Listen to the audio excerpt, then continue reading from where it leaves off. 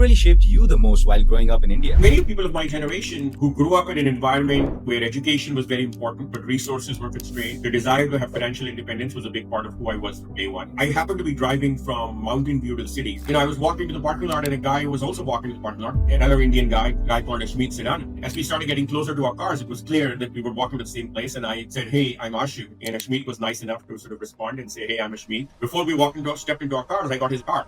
And I followed up. I said, "Hey, Ashmeet, I'm doing this startup thing. I'd love to sort of talk to you." 6 months later, Foundation said, "This idea thing is not going anywhere, but you're an interesting guy. Do you want to come on board?" I joined as a very junior guy, as a contractor, and I worked my way up. The first board I took was in a company called Conviva. Quay and Jan started Conviva. At some point, Jan then started a project around building a next generation computing platform. So I invested in Jan again. I said, Jan is the smartest guy I know. He's solving big problems. I didn't know Databricks would become Databricks, but I knew that Jan would do something special. And that's how I became one of the first checks in the seed round. Maybe talk more about IIT Build. IIT Build is a program whereby we provide help and support to a community of founders. It's a cohort-based program, more of a community-based program. The goal of which is to help founders who are in the -1 stage to get to zero. Over the next 10 years, I think India will become by far, one of the 3 pillars, and the second pillar after Silicon Valley in the free world. My today's guest, Ashu Garg, went from growing up in Sudan and India to leading Microsoft's online ad business and backing companies like Databricks, Eightfold, Cohesity, and Turing. In this conversation, he shares why grit beats credentials, how to spot outlier founders, and why India will be the next global tech pillar. Now I bring you Ashu.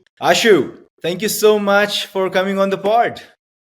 Thank you for having me. Ashu, what an incredible journey you've had so far. IIT, IIM, starting a company in India back in early 2000s, helping Unilever launch in Nepal, and then McKinsey, and created a large impact at Microsoft. I think you led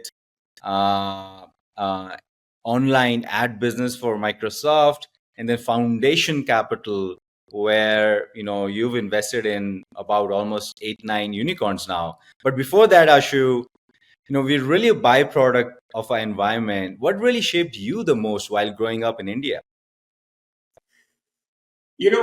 Like many people of my generation, I grew up in a very middle class environment. So I don't think of my growing up as poor, but we were also resource constrained.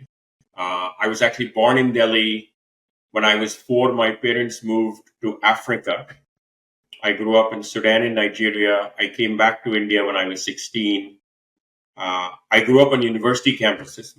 My father was a professor. I lived with other family that was also professors. And, when I came to IIT, I was this nerdy little kid, not so little, who, thought I would be an engineer or a mathematician for the rest of my life. And then I grew up at IIT, and the rest is history. So, I would say, what for like many people of my generation, who grew up in an environment where education was very important, but resources were constrained, the desire to have financial independence was a big part of who I was from day one. The desire to excel and do whatever I do with 110% was a big part of who I was growing up. A passion for software was something I acquired early on. So I started programming in the 80s when I was still sort of in high school, or, actually towards the end of middle school, on a small, tiny, TI 99A, then a Sinclair. These are all pre-Windows computers. And so I had exposure to programming, but I didn't think of that as a career or a job. It was just a cool, nerdy thing that I was able to do. And then, of course, as software became what it is today, I rode that wave over the last 40 years, give or take. Ashu, you ended up moving to US. You always wanted to move to the US. How did that come about? Let's talk about that journey. Yeah. So I actually did not want to move to the US. So, when I got a chance post IIT, I consciously chose not to move to the US. When I was thinking about business school at Hindustan Lever, a lot of people were thinking about coming to business school in the US. I actually made a conscious decision not to apply either time. When I graduated from business school, I consciously said, hey, I want to work in India. So I was actually very committed in my 20s to building a career in India for a variety of reasons that we can talk about. When we came to the US, I was 30 in the fall of 2000. So that's September 2000. And it was actually just a happy accident. Again, my wife and I were, transitioning. We were looking for something new to do at the time. And we said, hey, why don't we spend a year or two in the US? And so for the first 10 years of my being in the US, it was always with this idea of we were here for another year. I actually didn't get a US passport till a couple of years ago. So for 20 years, for the first 10 years, I didn't apply for a green card because we were going to go back. Then when I got a green card, I didn't apply for a citizenship because I still wanted to go back. And then, finally 23 years in, I said, hey, this going back to India is not happening. So I might as well get a US passport and skip the visa line. Mm-hmm. So that was, for me, life has not been planned. It has been my desire to lean into whatever I'm passionate about, my willingness to take a lot of risk. And then, the luck and privilege I've had of being surrounded by exceptional people and who have helped me at different points of my life. Mm-hmm. Mm-hmm. Ashu, who are few people in the US who's been instrumental for you in your life? So, if I think about my life, there's three people that come to mind. The first is when I always tell people that I got a degree in alcohol from IIT Delhi. So I partied like crazy. I was this nerdy kid who came to IIT. I discovered alcohol. I discovered partying. I discovered the lack of any governance. And I took full advantage of the freedom. My attendance at IIT was less than 1%. My attendance in examinations was less than 50%. I almost got thrown out a few times. And I barely scraped my way through IIT Delhi. And then I got this job at Unilever in India, Hindustan Lever as it was called then. And my first manager, Mr. Mahindru, he had actually been part of building out India's first nuclear reactor. And so super technical, ridiculously smart engineer who was now working at Hindustan Lever post-retirement because he wanted to make some money. He had been a government employee his entire life, stuck with this 22-year-old who was smart, but had frankly not done anything useful at 4 years in college. And he really taught me engineering. He would sit down and we would talk about pumps and fluid mechanics and thermodynamics, and he would grind the hell out of me. And I think that was really formative. The discipline of working, the discipline of leading. I remember, I was managing a factory in Haldia near Calcutta, and we had a gas leak. And he said, hey, Ashu, this gas leak could be like the Bhopal leak. And I was like, shit, we should all run. He's like, no, you're going to stay in the factory until we figure this out. Because if you leave, everyone else will leave. And so I'm 22. I'm like, what the hell? I don't want to die on a Bhopal-like leak for this tiny salary. But that was a real leadership lesson. Leading from the front. So that's one. I think about leadership. I think about learning in very uncomfortable, very unfamiliar environments. I learned from Mr. Mahindra. Then, when I joined, if I fast forward, when I joined McKinsey in 96, early on, I met this guy, Neeraj Bhargav, who had come to McKinsey India from the US. And I was like, we need to do software and we need to work with software companies. And McKinsey was like, what the hell is this software shit? That entire industry is smaller than our smallest client. But Neeraj, really, for me, there was no risk involved. I was nobody. Neeraj was, mid-career at McKinsey, and he really leaned in and said, Ashu, you and I will build a software practice together. And our first client, we served HCL. We helped HCL build what today is HCL Technologies. We worked together with Satyam, which then became Tech Mahindra. We helped set up AppTech, Hexaware. So the early work in software Neeraj and I did, and I learned to take a risk from Neeraj. Mm-hmm. I was 26. What risk is there? As a 26 entry-level guy, but Neeraj was putting his career on the line.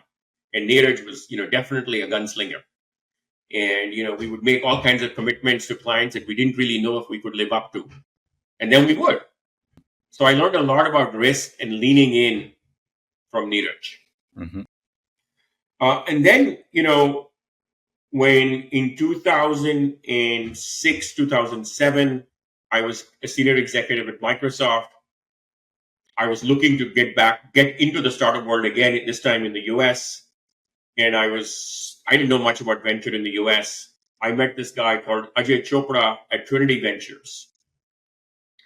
And Ajay, introduced me to venture in the US. He pulled me into a couple of projects to do diligence. He would give me feedback and advice, and we sort of, he was an operator turned investor, and he had an appreciation of what I could bring to the table. And so when I said I'm going to quit Microsoft, he said, "Come hang out with us at Trinity Ventures, be an EIR." And I became an EIR at Trinity Ventures. I didn't even know what the word EIR meant. I don't know what was expected of me. And Ajay he treated me like an equal and a peer, and he taught me the basics of venture and investing, even as an EIR. And I sort of, look back and say, the person I am today is a reflection of them and many more mentors. But those three stand out. Stand out. Yeah. Ashu, talking about Microsoft, how did Microsoft happen to you? And what's something that you did or your experience, your learning that still makes you smile and then makes you proud of? So, I had never thought about working at Microsoft. I was working in the Valley. This is 2003. At the time, Microsoft was this big bad company out of Seattle. Uh, I was very committed to the Silicon Valley ecosystem. I was working at Cadence at the time, and I had lunch scheduled with Kathleen Hogan, who was a partner at McKinsey and my mentor at McKinsey. So this is another mentorship story. And Kathleen and I at the lunch, we hadn't caught up for almost a year. She kept talking about Microsoft. And at the end of the lunch, I said, "Kathleen, we spent the entire lunch talking about Microsoft. Like, why?" And she said, "Hey, I just got an offer to join Microsoft in a very senior role." And Kevin, who was her hiring manager, had called her just on the way to that lunch. And she said, I ended up canceling my next meeting. She canceled the next meeting. We spent a couple of hours talking about her decision to join Microsoft. And she turned around at the end of that and said, "Are you interested?" I said, "I've never thought about joining Microsoft." She arranged everything. 24 hours later, I was flying up. I took a meeting with Kevin Johnson, who at the time was president of the company. And 3 days later, I had an offer, and she and I ended up joining it the same day. And the rest is history. I never thought about that as, again, I didn't think that hard that would be my career. I thought it was an interesting idea, and it was a big company, and I got an interesting role. And then at Microsoft, a couple of years in, I got the chance to join a fledgling business at the time, the ads business. It was the least important business at Microsoft. No one cared about ads. It was not an important business for us at the time. But I was intrigued, and I was intrigued by the fact that, you couldn't put an ads business in the clear bucket of sales. It was not an enterprise sales business. It was not a consumer business. It was this new thing that I had some exposure to because I had set up a search engine in India in the late 90s to 2000s. But I learned a lot about ads. And that was game changing because someone on the team came to us and said, "Hey, there's this thing called machine learning, which can enable us to do behavioral targeting, which in turn can enable us to double revenues." And I said, "I don't know what machine learning is. I kind of know what behavioral targeting is, but I like that double revenues part." Mm-hmm. And, in 2006, I got introduced to the idea of machine learning relatively early. And that series of conversations and building out that machine learning driven product, even though it was very primitive machine learning, changed my life. And, I'm now for the last 20 years been a machine learning guy for the guy who got a degree in alcohol from IIT Delhi. No, I should look. You've had a very call it serendipitous career. You've really followed your curiosity, whatever is giving you energy. You try to go towards that. Another thing happened to you in your career, Ashu. In that, what happened in that parking lot? We'll talk about that. I think you wanted to start a company. It was pretty clear.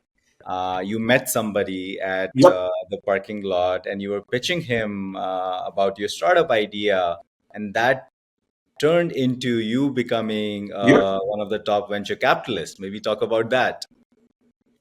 This is when I was in AIR Trinity. I was actually exploring a startup idea. I was an entrepreneur in residence, so that's what an AIR is.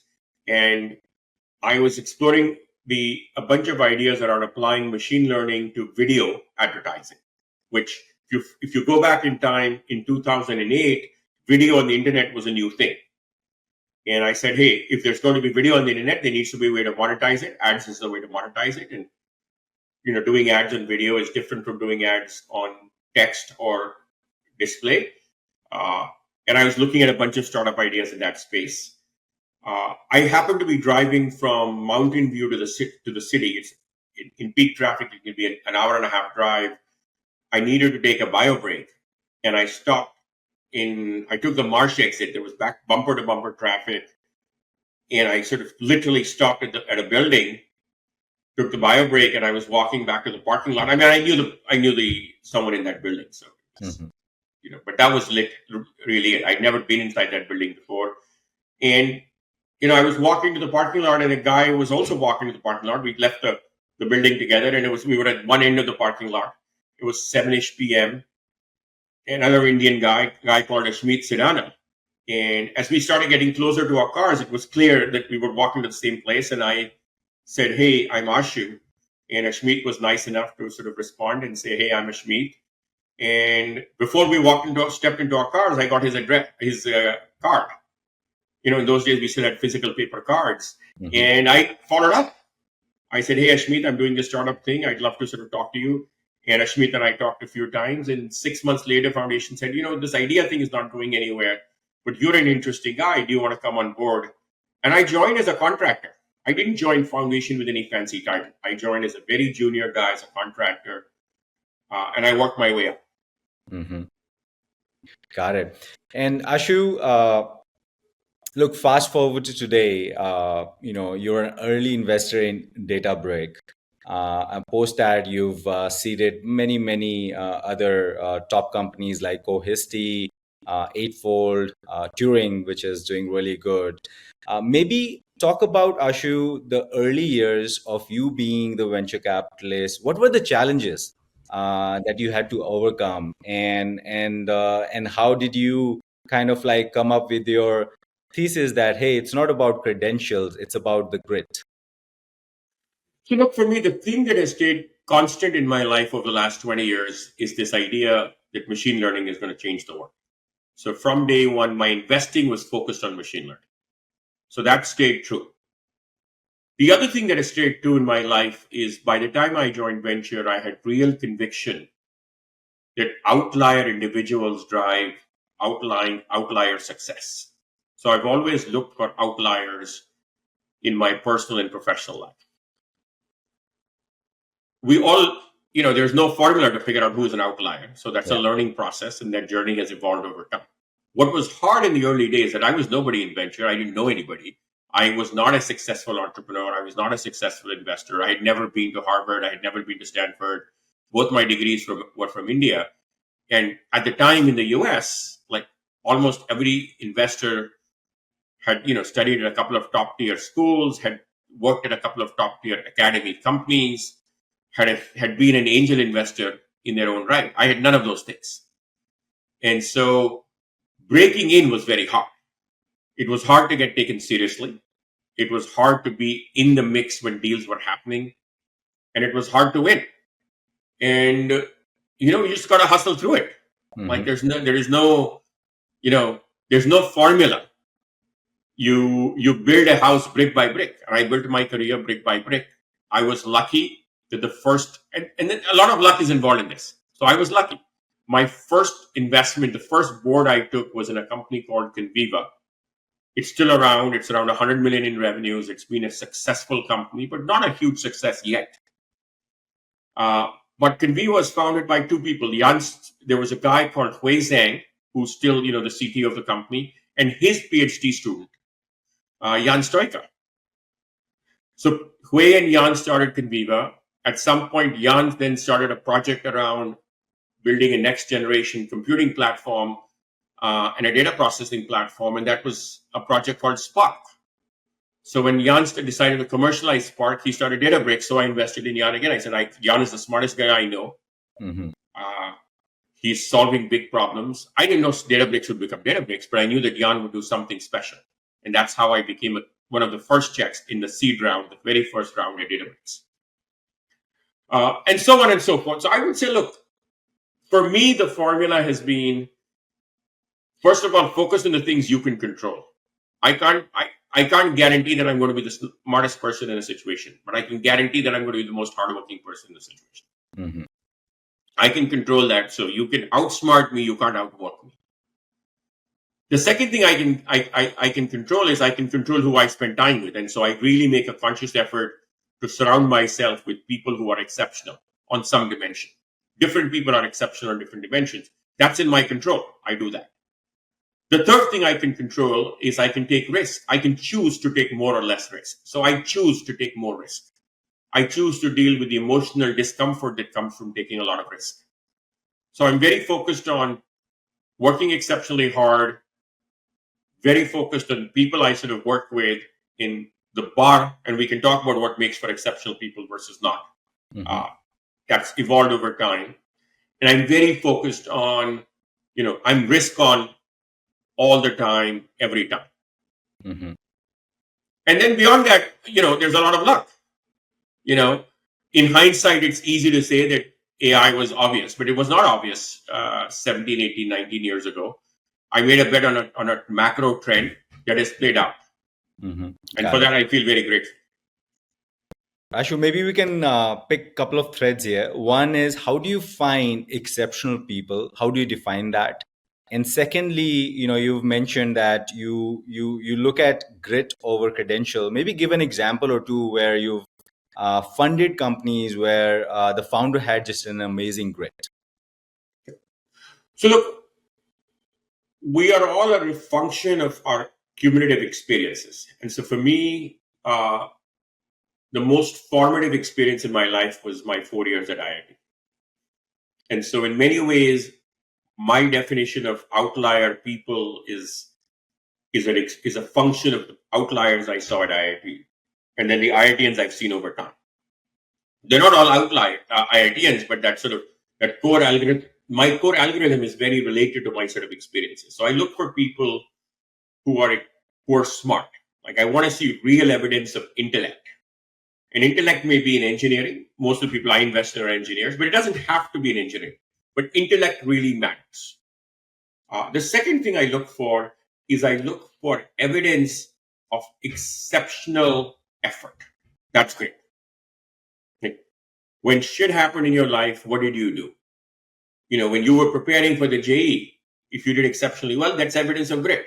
If you chose to prepare for the architecture school exam and you did really well in architecture, that's evidence of grit. But I'm looking for top 1% on intellect, top 1% on demonstrated effort over long periods of time. The third thing I look for is I look for people who have, a little bit of a chip on their shoulder. Mm-hmm. Like, doing a startup is not a natural thing for most people. You cannot do it for purely rational reasons. If you said, I want to maximize my net worth, doing a startup is not necessarily the way to do it. So you do it because you have a chip on your shoulder. You're willing to take tail risk for tail reward. Mm-hmm. So, at some level, grossly oversimplifying, those are the three most important criteria. Then I look for people who are quick learners, who have a bias towards action, who will change their hypothesis very quickly based on incoming data. I look for technologists who have an ability to interact with customers. You may not have the best UI, UX, but at the end of the day, every company has to be customer driven. So if you don't have an ability to engage and relate to your customers, that's a problem. Mm-hmm. So those are some of the things I look for. Mm-hmm. In terms of, examples, I mean, there are all kinds. I've been very lucky to invest in a lot of first-time founders. When I invested in Jan Stoica at Databricks, today Jan is famous. There's a Forbes cover article on him. He's worth a few $1 billion. He has been the founder of half a dozen unicorns himself. The companies he has started are cumulatively worth hundreds of billions of dollars. But that wasn't true 17 years ago. That wasn't true 15 years ago. That wasn't true in 2013 when Databricks started. What was true was the things we talked about. He was a brilliant individual, young professor at Berkeley. He worked exceptionally hard. He was, full-time professor at Berkeley. He was working, he was making a significant contribution at Conviva, even though he wasn't full-time. And he was starting this new company. And I was like, man, this guy's doing 3 jobs. Mm-hmm. And he always seems to have a smile on his face. Mm-hmm. He was very good at articulating in a simple way the macro trend that Databricks was a bet on. So his ability to synthesize and tell a great story, because that's what customers, you don't have to be friends with customers, but they want to connect to your story. Mm-hmm. And his ability to do that was very clear. Mm-hmm. And so I think, Jan Stoica is a great example of someone which today is obvious as someone with a blue chip resume, but wasn't obvious at the time of the investment. Mm-hmm. Got it. And Ashu, talking about IIT, you launched a program called IIT Build. Yep. Maybe talk more about IIT Build. Why did you start the program? What the program is about, and you see a correlation between IITians successfully building large companies. So the reason we started IIT Build was so first let me describe what IIT Build is. IIT Build is a program whereby we provide help and support to a community of founders. It's a cohort-based program. We take no equity, and we don't give capital. It's more of a community-based program. The goal of which is to help founders who are in the -1 stage to get to 0. Our investing is in the 0 stage to get to 1. We think of IIT Build as pre-investment, where you're helping founders go from sometimes they have an idea, sometimes they don't even have an idea, sometimes they have a founder, sometimes they don't have a founder. It's a how do we help you jump in and get going. The reason I started it, on a selfish level, of course we want deal flow, so that's a good reason to do it. But we didn't need to do this for deal flow. We have a lot of deal flow. The observation for me about IIT founders was that -1 to 0 is still harder if you don't have the same networks that a Stanford graduate has. So on the continuum, Stanford graduates have the best networks in Silicon Valley. Mm-hmm. And the IT network is not bad, but it's nowhere near that. And I felt like there was an opportunity to bridge that gap for IITians, to give them access to other IITians, to give them access to customers, to give them access to advice. And that's what the program is. It's very early days. We've been doing it for a few years. Which of these companies will end up being worth, which of these will be the next Databricks, I don't know. But it gives me a lot of joy. I feel like irrespective of the outcome, I get a chance to interact with a cohort of 8 to 10 IITians every 3 to 6 months, and we sort of do 2 to 3 cohorts a year. And that's been a great way to sort of expand my top of the funnel and get to know a new generation of founders. Mm-hmm. Yeah. Ashu, you've bagged a bunch of IITians and who've done really good. As mentioned earlier, Cohesity, Eightfold, Turing, and few others. Do you see a common thread between those founders, the founders that you bagged from IITs? Every founder is unique in terms of having their own journey. No two founders have the same mental model. No two founders have exactly the same journey. But there are common, shared experiences. I think they all were exceptional, academically. They all, demonstrated just by virtue of surviving sort of the grind at both IIT and the JE process that they had the grit to see things through. They had all, by the time I invested, done things in the US that demonstrated that they were able to stand out and break out of the pack. They were not famous. They had not been successful, but there was evidence of real career momentum. And there was evidence of intellect. Like when I think about Eightfold, Ashu, the founder of Eightfold is also Ashu Garg, so it makes for fun board meetings. Ashu came to me and said, deep learning is going to completely change the way we think about not just matching people to opportunity, which is what Eightfold does, but how we think about search broadly. Today, that's obvious because we're seeing, Perplexity, and Arvind is going to transforming search with Perplexity. ChatGPT has become a search engine. Uh, but 7, 8 years ago, it was not obvious that deep learning, which is the starting point for transformer models, would transform search. So he made that comment and he said, look, I'm going to focus on a specific aspect of this problem, which is people search. And we didn't know what the product would be when I funded Eightfold, but we knew that it was going to transform the way you would do a search query on people who are complex. You can't describe a person in 2 or 3 or 4 words. So keyword-based searches don't work well for people. But if you can find a way to sort of have matching engines that match people, their past and their future with career opportunities, that would be transformative. So it's insight. I look for people who are exceptional, but who also have an insight about where the future is headed. And I think that was a common thing across Turing, Mohit at Cohesity, who said, hey, so far, when Mohit started Cohesity, everyone said, hey, we're going to vertically integrate it back secondary storage. The compute, the storage rack, the operating system is in one rack, which means there is duplication of data across storage systems. And Mohit said, I'm going to have a globally scalable, single distributed system that can dedupe your data, because this duplicative data is going to kill you at scale. And he said that, more than a decade ago. And Google was the only company at the time having a large scale, globally distributed secondary storage system, Google file system. And he said, I'll build that for everybody else. So it was an insight about where the world is headed and how to solve the problems that come with where the world is headed. Mm-hmm.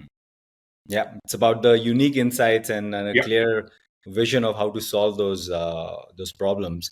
And Ashu, you've been at the forefront of AI, machine learning, as discussed. You got exposed to machine learning back in 2000s, and fast forward to today, it's just all we talk about these days is AI. Ashu, what's something that you think people are not paying much attention to in the field of AI? Of course, we are talking about where most of the people are talking about the similar things. Your view on thing that still not obvious yet. There is so much going on in AI, and there is so much hype that it's hard for me to say there is X or Y that is not obvious. And at the same time, there's 100 things going on. I would say at the highest level, I think we all overestimate the degree of change in the short term, and we are underestimating the degree of impact in the long term. So I think expectations are almost too high in the short term. This notion, people keep talking about AGI, now ASI. Like, I couldn't define what AGI is. I can't define what ASI is. And it's not clear to me that either of those two things are around the corner. So it's overhyped in the short term. Mm-hmm. And I think it is hard for us to imagine a world without mobile phones today. It is hard for, and AI, I think, is going to be a bigger transformation than mobile phones. It is hard for us to imagine a world without the internet. Like, literally, I think my life would stop without the internet. But yet I grew up without the internet. I think the impact of AI 10, 15 years from now will be akin to the impact that the internet has had over the last 25 to 30 years in our lives. Mm-hmm.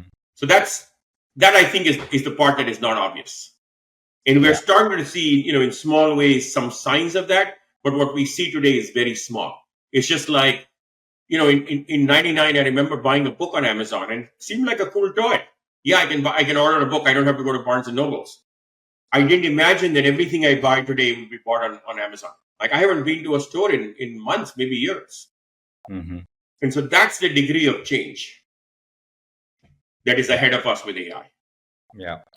And Ashu, I don't know if you've heard of quick commerce. You've used quick commerce in India. It's just a magical thing. It is. I have used it in India. I use it in Europe all the time. Yeah. And Ashu, how has AI how are you using AI in your life, both personally and professionally? and maybe an experience that has really wowed you. Wow, like even that's possible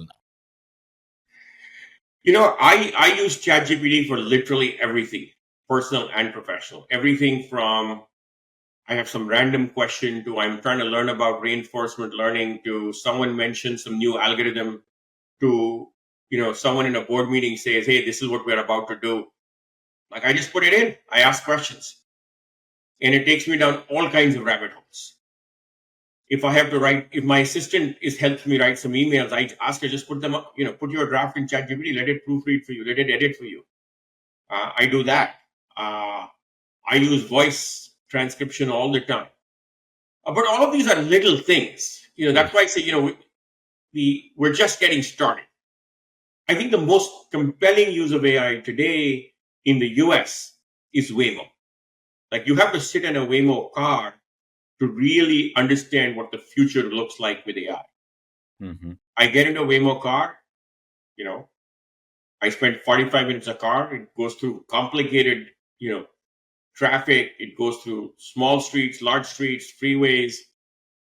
And the fact that you can do that without a human being ever being involved is truly magical. Imagine, what Bangalore traffic would be like if you had sort of Waymos.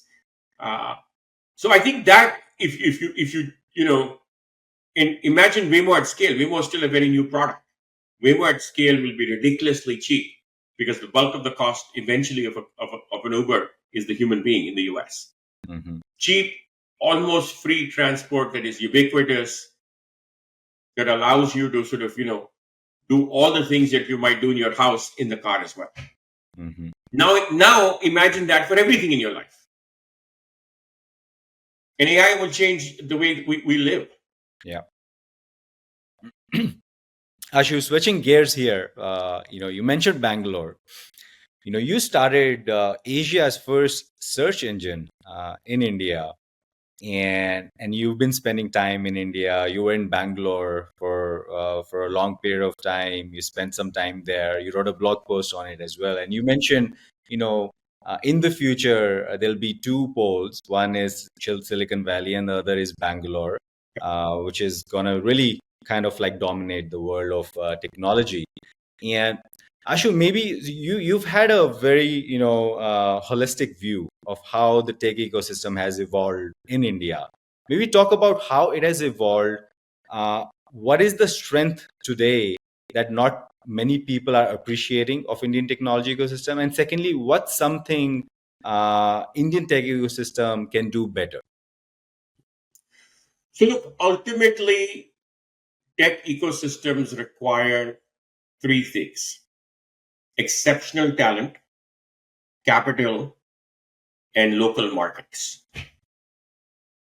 That's the raw material for a tech ecosystem.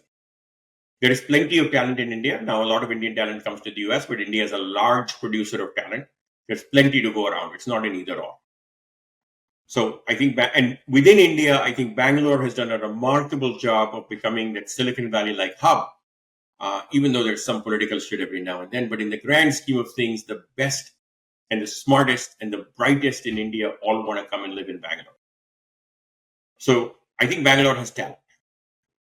I think capital is a global commodity, and there is plenty of capital available in Bangalore. Maybe more would be better, but maybe not. I think the big gap in India in recent years, and a gap that continues to be true, is the domestic market.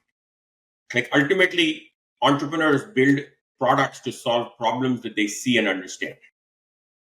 I think what has changed over the last decade and continues to change rapidly is the domestic consumer market is becoming global scale. It's not US scale, it's tiny by US standards, but it is becoming of the same scale as any individual European country. Coming, it's not there yet, but the trend line is in that direction. And so therefore, I think the consumer ecosystem in India has exploded. Quick commerce is a great example, commerce more broadly, all kinds of consumer things. India has always had a very robust small business ecosystem and a whole bunch of marketplace businesses that match small businesses to suppliers, match consumers to small businesses. has exploded in India. But again, that's driven by the fact that the domestic demand for products, goods, and services is exploding. India has historically been for consumers, has been a capital constrained economy. And so financial services in India are very primitive by and large. Access to capital is expensive. And the internet and technology companies are helping change that. And so you're seeing an explosion of venture funded financial services. All of those, I think, are creating for a very, very robust, domestic market on the consumer side.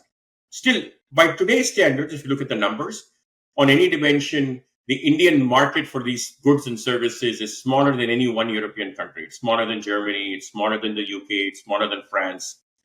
Because, these markets are largely a function of people with disposable income. And that number in India is still small today. But that's changing every year. And so when you fast forward the movie over the next 10 years, 10 years from now, Indian domestic markets will be still smaller than the US, still smaller than China, but China is its own ecosystem. But next to China and the US, it will be the third largest domestic market. And I think it's that growth that will drive tech innovation. Capital, which India has, talent, which Bangalore has, and the explosive growth in domestic markets. As those domestic markets grow and companies to serve the domestic market grow, those companies in turn will build technology for in-house purposes that needs to work at an Indian cost structure at an Indian scale. And as they start to innovate in building technology for their own purposes, those people will then start to build technology for global markets. And so that's how the cycle will play out. And so over the next 10 years, I think India will become by far, one of the three pillars, and the second pillar after Silicon Valley in the free world, because the Chinese market is sort of walled off for a variety of reasons. So that's why I'm so excited about the Indian market. At the same time, it's very early. I think we do need to recognize that for most ideas, India is still a very small market. So market size becomes a very real constraint early on. And companies are forced to go look for markets overseas. And looking at overseas market early on is hard. Founders don't have context. They don't have the capital to do that. They don't understand them. It's hard enough being a startup. Being a startup selling to an overseas market is even hard. Yeah. No, you're right. India has the talent, capital. It's just the matter of, the expansion of the market. And we will be seeing the market will be expanding over the 10 years and a lot of innovation. And a similar story would play out, Ashu, that we saw that, in China, that's how it kind of like played out. In the beginning, it was mostly about the domestic market. And then they just started innovating and started expanding outside of China. And Ashu, in what ways are you involved in the Indian technology ecosystem these days? So look, I continue to be very, very committed in terms of, participating and contributing to the growth of India in a variety of ways. My wife and I are strong believers that, we are where we are because of the education we got in India. And so at a personal level, the vast majority of our charitable efforts is focused on India.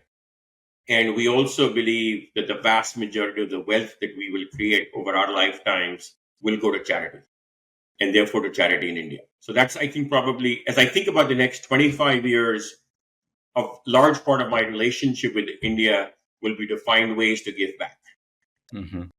I'm early on that journey, but I will scale that over time. Second, I have built my career working with and supporting founders of all types, but including a large number of founders of Indian origin in the US. All of those companies end up setting up shop in India. So across my portfolio, I actually have more employees in India than I do in the US. I would say 50 to 60% of my portfolio is actually based in India, mostly in Bangalore, and a little bit in Hyderabad, and a little bit in Pune, and a couple of other places. So I have a very large employee base, and I think those companies in turn are going to generate founders in their own right. And hopefully I will get a chance to participate in and contribute to the ecosystem, both through those companies and by investing in sort of the alumni of my portfolio companies in India. Third, over time, I am looking to make very selectively investments in India, wearing my foundation hat. But to be upfront, that's a very small part of what I do. Ultimately, venture is a contact sport. And the best investors in India will, I think, be people who are 110% focused on India. Whereas I am not 110% focused on India today. My focus is the US. Because I am looking at this stage, I'm looking to find the next Databricks. And the odds that the next Databricks will be built in Silicon Valley today is higher than the odds that the next Databricks will be built in India. As that changes, I will change my focus to India as well professionally. Yeah. Maybe in 10 years, there'll be a possibility. Absolutely. I think it will happen. I absolutely think it will happen, but it is a decade-long journey. Yeah. But I'm very patient. I'm in no rush. Yeah, I can tell. Ashu, we'll move to our final part. My co-pilot in the back, I think I didn't introduce you to him. His name is Alfonso, and he's the one who drives the final part. We'll get to know you. Who are you outside of work? Ashu, we know you as an operator, as an investor. What do your friends know you for? I like my wine. And so all my friends actually know me for my wine collection and for the fact that I both drink and I bring wine to every party. In fact, I showed up at a friend's house last week and I was coming directly from work by chance. So I didn't have a bottle of wine. And he looked at me, he's like, you showed up empty-handed, Ashu. And he's like, I've never seen you without a bottle of wine. So all my friends know me for my wine and my fondness for wine. And that's a common thread since I got this degree in alcohol. The other thing I think my friends know me for is my the intensity and the energy I bring to everything I do in my professional and my personal life. I have two left feet, but I'm always the first person on the dance floor. I'll be the last person to leave a dance floor. If I'm in a party, you will hear my loud voice from afar. So I bring 110% of my energy to everything I do, including my personal life. And I'm sort of, if you like my style, I'm the life of the party. And if you don't like my style, I'm the pain in the ass that you can't get rid of. The third thing my friends know of me and about me is, I have opinions and advice for everyone. And so if your kids are in the party, I'm going to engage with them. I'm going to give them career advice. I'm going to give them feedback.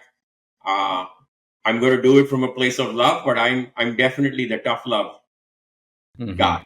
Yeah. And I think, over the years, many people have benefited from that. But in the moment, many people have also complained about that. Ashu Uncle's lecture on why you need to do better with your life is not one that everyone looks forward to. Yeah. Love it, Ashu. Thank you so much. Really appreciate you for taking the time and coming on the pod and really sharing, your journey so far. And I'm excited and looking forward to what is ahead for you in the future. Thank you so much, Shiva. I really appreciate being in the pod. I really appreciate what you and many others are doing in the Indian tech ecosystem. I'm a big believer. I'm excited to invest in the best founders in India and coming from India. And I believe that my best investments are ahead of me. So, if you find the next Databricks, irrespective of where it might be, call 1-800 Ashu Garg. You got it.